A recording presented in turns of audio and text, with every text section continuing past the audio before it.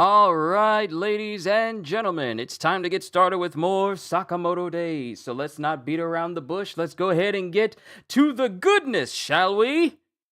Yo, peoples! Qushu 92 here, and welcome back to more Sakamoto Days. I had to run and make sure that the boys were fine. They're good though. They've been fed, they've had water, so they are entirely good. Last we left out on, also the play rehearsal went by smoothly when I got done in enough time to get here before 3 o'clock. So I have roughly a good idea of how long they will last. So the reactions will pretty much have this sort of time placeholder going forward, considering how long our first official rehearsal went. So I'm just going to keep that in mind. And if I arrive home these next several Sundays earlier than normal, I'll let you guys know, and the time will be changed accordingly. But last we left out on in Sakamoto Days is essentially we have Osaragi and Shishiba going up against Gozu. And Gozu is really trying to make it seem like both he and Shishiba have a lot in common. But the fact of the matter is, one of them is just a crazed murderer, and the other is a professional assassin. And mind you, Shishiba is literally unbothered by basically anything that Gozu is trying to insinuate, but he doesn't realize that pretty much the most dangerous out of these two is Osaragi. So let's see what happens as they all three prepare to face against one another. Osaragi and Shishiba versus Gozu of Alkamar. Let's see what happens in days 249 overclock. And mind you, Gozu has already charged himself with electricity by basically depowering this entire building. I have never read this, but I love your stream, so I came here. Well, thank you. I'm just grateful that what I do, you're enjoying. I'm just grateful for that. It means I'm doing something right. If you're enjoying yourself, then I'm doing something right. But just sit back and relax. Days 249 overclock. And like I said, Gozu has already charged himself with electricity because Shishiba has already figured out just how his little gimmick works. And we begin with a panel of the city, and then a panel of lightning streaking across the area. And then it shows the faces of Shishiba, Gozu, and Osaragi. And Shishiba comes down with his hammer to try and hit Gozu, but Gozu jumps over him. Osaragi is already jumping over Shishiba, bringing her circular saw down, with Gozu going, "You're a handful. Let's take you out first." And he zaps Osaragi. But Gozu is surprised because Shishiba goes, "Moron." Just calls him a moron because Osaragi is literally unbothered by getting hit by it because she used her circular saw to block it. Remember, way back before the order went out to try and kill both Osaragi and Shishiba, they got zapped and electrocuted by Gozu, especially Shishiba. He was completely knocked unconscious by Gozu's lightning. And Osaragi was already slashed through and basically borderline comatose because she was slashed by X. Uzuki. But when Gozu zapped all of them, he wound up zapping Osaragi and basically waking her up. And Kamihate came in to defend them, and Osaragi grabs both Kamihate and Shishiba and just bolts out. No, I think it's Kamihate who grabs the both of them and bolts out. No, it was her because she got back up and grabbed the both of them and took off. So, both Shishiba and Osaragi have a score to settle with Gozu right now. And the fact that his lightning, the one thing that, severely harmed her back then, doesn't even work, and all we get is her face from behind the saw just glaring at him. And next thing we get is her throwing her circular saw directly at Gozu, who just manages to kind of block it. And she's holding, and mind you, I think she's wearing rubber gloves. Because usually she just fights with her circular saw without gloves on, but I believe she has gloves on this time. If they're rubber gloves, then she's being extra careful not to be electrocuted. Because, her circular saw is completely metal. But she absorbed the electricity with the circular saw. It's gotta hit her actual body to inflict damage. And then we see super speed movement as Shishiba goes in to try and hit Gozu, and Gozu just blocks his hammer with his claws. Then Shishiba notices a car behind him, and then when the car is speeding past, he slams his hammer into the car and uses the momentum to drag Gozu directly back first and slams him into a telephone pole. Oh, no, he doesn't just slams him into it. It's not even a telephone pole. It's a pillar, like a full-on pillar. He uses this momentum to not only slam Gozu into this pillar, but he literally dislocates the entire pillar just using this car's momentum. And Gozu tries to stop skidding with his feet, and then the random citizens just get lumped in with these fights all the time. And these assassins just use them so much for their advantage. But the light turns red, the car screeches to a stop, and then Shishiba, with his free arm still holding Gozu, sends him flying directly into a highway sign. Time to pulverize this guy, Osaragi. And then Gozu goes, I take it all back. I gotta kill you two now. And while Osaragi is speeding towards him, Shishiba goes, no, stop! And when that happens, we see Osaragi, who's flying in the air, getting hit by something, and it's Gozu, who has Osaragi in a chokehold. You guys are crazy tough, I'll give you that. That's why I gotta kill you while I'm still alive. And next we see is Gozu using every bit of strength he has to basically drive Osaragi through an entire building and into another one. And then he throws her across the room. Mind you, she's still holding onto her saw. So now it's just Osaragi and Gozu in this building. And Osaragi is just laying in this crater in the wall, head down. And then Gozu is just smiling, going, I can amp up my body by overclocking it with electricity. You're only human. You can't exceed the speed of lightning. And while he's saying this, Osaragi looks up. We see her one eye. We see her one eye through her hair.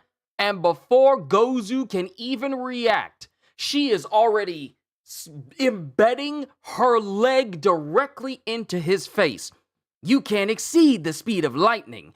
And faster than lightning, she literally breaks his face. Literally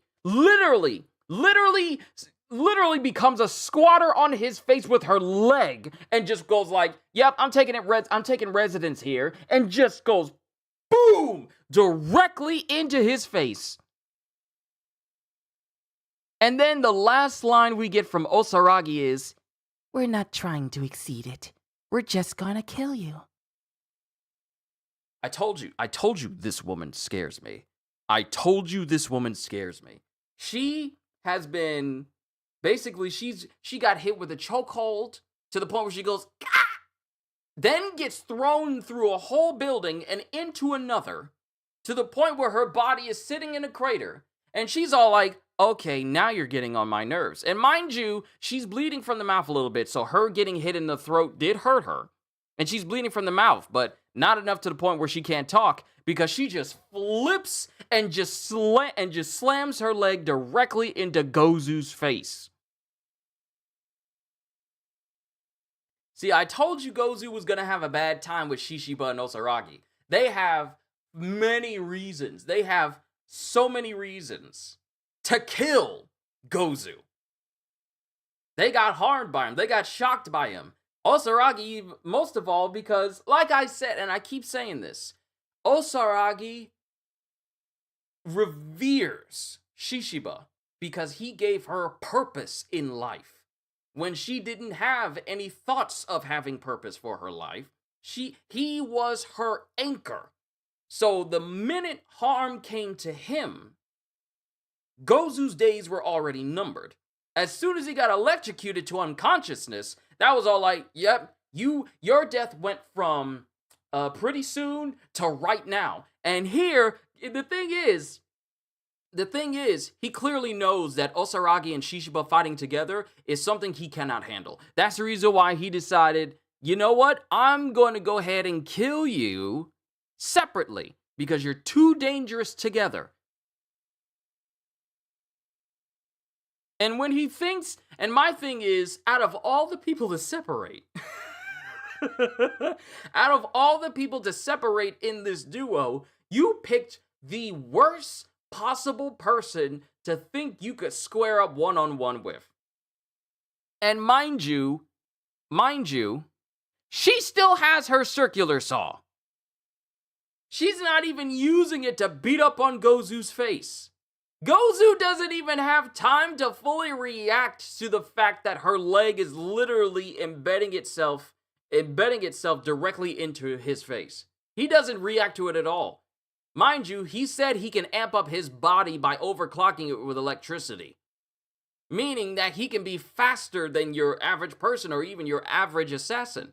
But clearly that's not enough for Osaragi, because she's faster than him and he's literally empowering himself with lightning to make himself faster.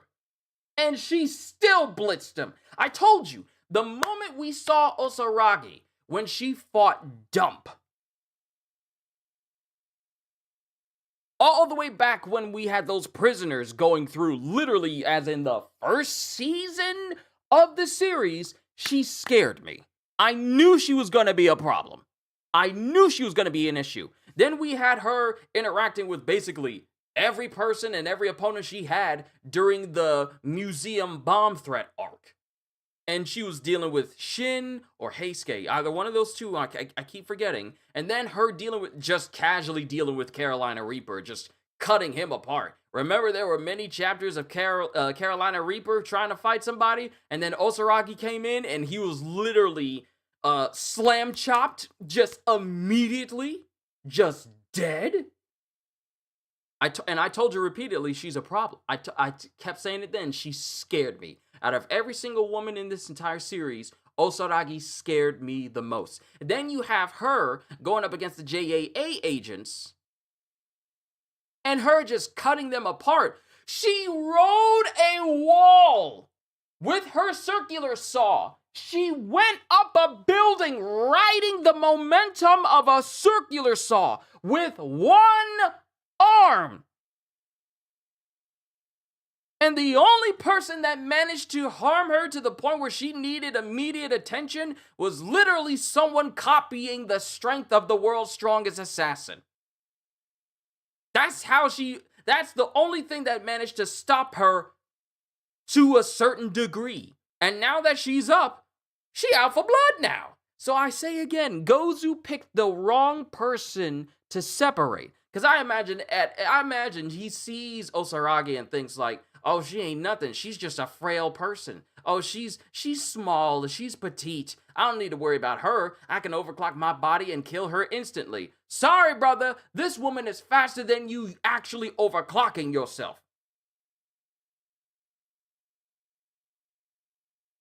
This woman is faster than someone being empowered by lightning itself, by electricity. You know how fast electricity is going through the body? Me speaking and saying words to you are the result of electric synapses going off in my brain faster than my brain can even register that they're happening. Every movement I make is a result of electronic impulses that Gozu himself is saying he can amp himself up with even more to make him faster than the average person. And Osaragi says like, we don't need to exceed lightning. We're just gonna kill you. That means this person is not intimidated at all by the fact you say you can empower yourself to be fast as lightning. And this person says like, none of that matters. We're just gonna kill you. This is literally like Mojo Jojo in that one Powerpuff Girls episode saying like, I did all of this in order to protect my honey because I turned you into dogs, and without you turning into dogs, you won't bite me and then ruin my evil plans. Now, Powerpuff Girls, what are you going to do? And they just look at him and go like, we're gonna kick your butt, and they just beat the stuffing out of him. This is literally Gozu's Mojo Jojo moment. He's doing all this boisterous posturing, saying like, I can amp up my body by overclocking it with electricity. You're only human. You can't exceed the speed of lightning. She looks at him, and this is literally Luffy staring at Lucci during that one episode of One Piece where he's in Gear 5 and he's just staring at Lucci. And then we see Lucci, who doesn't even blink, open his eyes wider because Luffy went from the far end of the area where they were about to fight to being in his face with his fists literally being drawn on him faster than he can react at all. This is literally that moment. There's so many moments I could compare this to. Osaragi is a beast. Oh, you can overclock yourself with lightning? That's cute. Wish it was faster than me, though. Too bad it's not as fast as me, though. And now he gets hit in the face. This dude ain't ready. Let me see what you guys have said. Let's see. She is scary. Yep, Freddy. I knew Gozu was screwed, but after this, he is definitely screwed. Plus, he knows he's dying because during this, he said, while I'm still alive, meaning he's trying to go for a draw. Is it like an instant death? I mean, with Carolina Reaper, she killed him instantly. Like, he got cut into the floor because she carved out a space underneath him, like Looney Tunes style. He fell into it. A couple of seconds later, we see his body parts flying out of the hole, and then Osaragi crawling out of the hole like it was straight out of the ring during that one museum arc. Here, sure, the fight has taken a little bit longer, but, you know... See, the problem with the people that have sided with Uzuki is that they have this thought that we've killed a whole bunch of people. That means we're invincible. No. See, the thing is they keep forgetting is that half of their crew are dead. Gaku, dead. Haruma, dead. Kumanomi, way out of commission. Carolina Reaper, dead. Blue Jam. No, was it Blue Jam or Club Jam? I think it was Club Jam. Club Jam, incapacitated.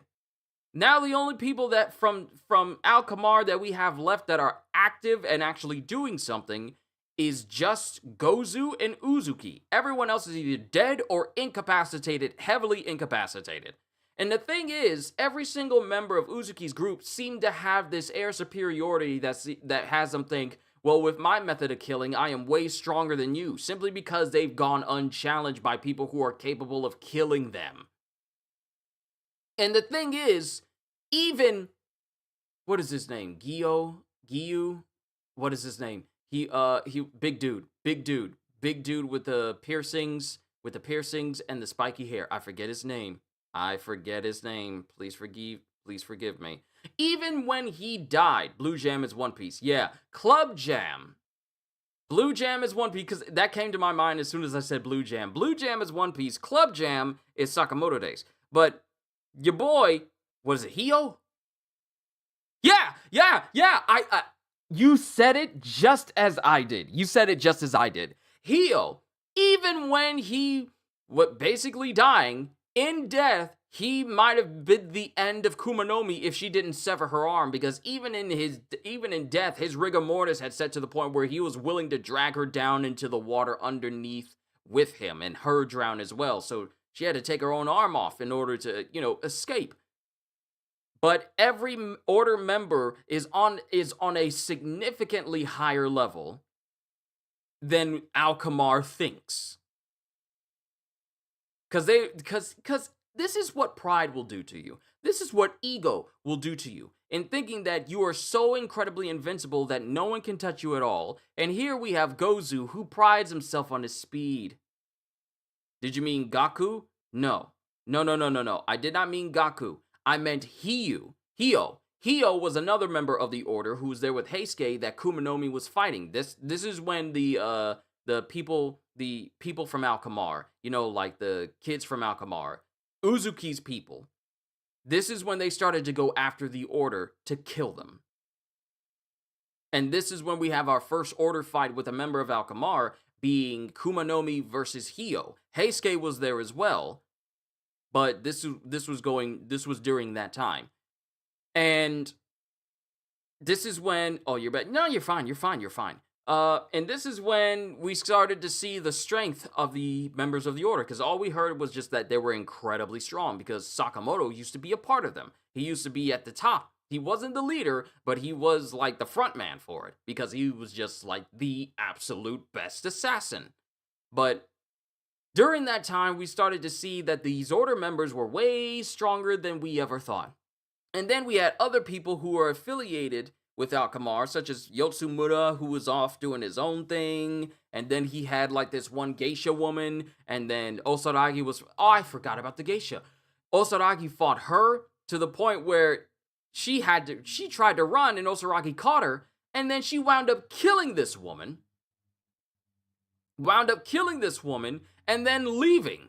Then just leaving. And then the next thing we see is just a pool of blood coming out from, because she was fighting her literally under a giant, it was either like a giant robe or a giant blanket, but she killed her under this giant blanket and left, and that's when we see the pool of blood start to form out. So these order members are just on a wholly different level from anyone who's with Alkamar or affiliated with Alkamar. So now we're seeing that these members of Alkamar are literally getting the stuffing beaten out of them.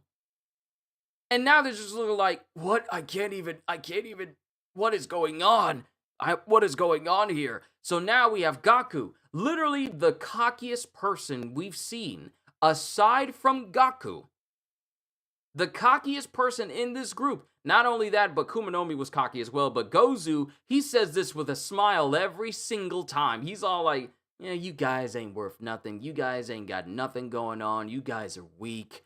And now he's just being beaten up by Osaragi. I've been saying the same thing over and over again. I've just been rephrasing it. Please forgive me. I haven't said anything too new, but it's just like, this is what pride and ego brings you. Pride goes before destruction. A haughty spirit before a fall. That's scripture. That is, and here we have a haughty spirit literally going on about like, I'm so strong, you're only human, you can't exceed the speed of lightning. And I'm like, bruh, she's so strong, she doesn't need to exceed lightning. She just needs to be faster than you.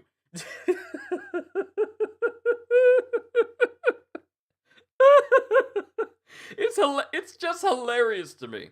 And the thing that makes it so satisfying is that the cockiness of Gaku, not Gaku, but Gozu, the cockiness of Gozu is literally coming back to haunt him. Because beforehand, he was thinking like, oh, because at first, he thought, let me blast Osaragi with some lightning and knock her out first. And she just casually blocks it with her circular saw. Like, yeah, that was nothing.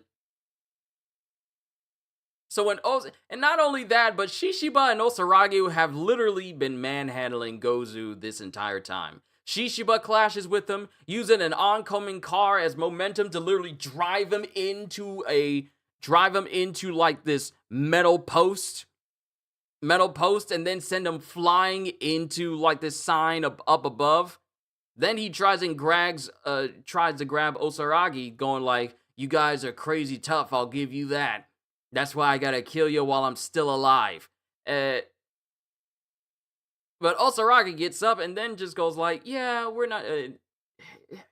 okay, fine, try it, but we're going to kill you. So when Gozu dies, I am going to laugh. That's the end of the chapter. It just ends with Osaragi. Mind you, she has scuff marks on her face. She's bleeding from the mouth after being, slammed that hard. But the thing about Osaragi is that I want to say she is almost inhumanly tough and fast for a person of her size. The way she wields her circular saw and just how powerful she is in general. Not to mention, this is her just using hand-to-hand combat, just kicking Gozu in the face. Let's not forget that she still has a circular saw to use. So this chapter ends with me feeling even more sad for Gozu because his death is not going to be an easy one. His death is not going to be a merciful one. His death is going to hurt. And I'm looking forward to it. But that's it for chapter 249. 250 hasn't apparently been scheduled yet because it doesn't show up on Viz at all. We are getting another chapter of One Piece next week, and that will be the first set of chapters for March, my birthday month. So I am looking forward to see where we go with the next chapter of One Piece. But as it looks right now, it is possible that Sakamoto Days may be going on break. Matter of fact, let me just double check with One Piece. No, it says it's dropping in 7 days. So there could be a chance that Sakamoto Days may be going on break after this one, but we'll see. If I see it up there along with One Piece, then I'll just make sure that I'm ready for that with chapter 250, and then we'll just go on from there. But that's it. That's all I got, ladies and gentlemen. No more manga reactions for today. I do, however, want to give thanks to all of you for all the support you show me on this channel for anything that I do. Whether it's my reactions, gaming streams, whatever I do on this channel, I just wanted to say thank you. It really does mean the world to me, and I cannot wait to keep entertaining you. Should you feel like dropping by again, we would love to have you. We would love to have you.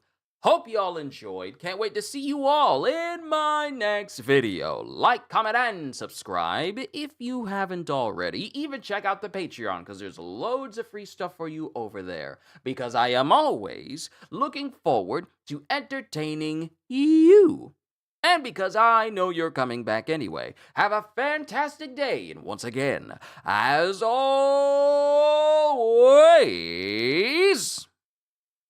later, peoples.